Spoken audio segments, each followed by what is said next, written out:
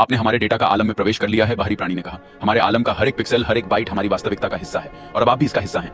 मैंने क्या किया? छोटे आदमी ने डरते हुए पूछा।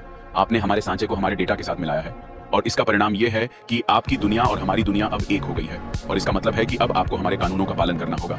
मेरी दुनिया? छोटे आदमी ने हैरानी से पूछा। जी हाँ, बाहरी प्राणी ने जवाब दिया। हमारी दुनिया में हम हर चीज को बदल सकते हैं और अब आप भी ऐसा कर सकते हैं। बस एक बात याद रखें, हमारे आलम के कानून किसी को माफ नहीं करते। छोटे आदमी ने देखा कि उसकी दुनिया अचानक बदल गई है। उसका कमरा, उसकी गाड़ी, उसकी जिंदगी, सब कुछ एक नए तरीके से महसूस होने लगा है और उसने समझ लिया है कि अब वह एक नई दुनिया का हिस्सा है। जैसे जैसे उसने अपने चारों ओर देखा, उसकी आंखों के सामने एक नई वास्तविकता खुलने लगी। दीवारें रंग बिरंगे प्रकाश के साथ चमक रही थीं और हर चीज में जीवन की एक नई लहर थी। उसे एहसास हुआ कि यहाँ वह एक साधारण इंसान नहीं है, बल्कि एक संभावित निर्माता है। नई शक्ति का अन्वेषण करने के लिए उसके भीतर एक उत्साह और भय दोनों थे।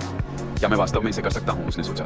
उसने अपने हाथों को आगे बढ़ाया और जैसे ही उसने सोचा, कमरे की सजावट बदलने लगी। असंभव सी बातें अब संभव लगने लगी, लेकिन एक आंतरिक चिंता ने उसे घेर लिया। क्या ये मेरे नियंत्रण में है? उसने अपने मन में सवाल किया। उसे पता था कि वह अब केवल एक दर्शक नहीं, बल्कि इस नई दुनिया का एक महत्वपूर्ण हिस्सा बन गया है।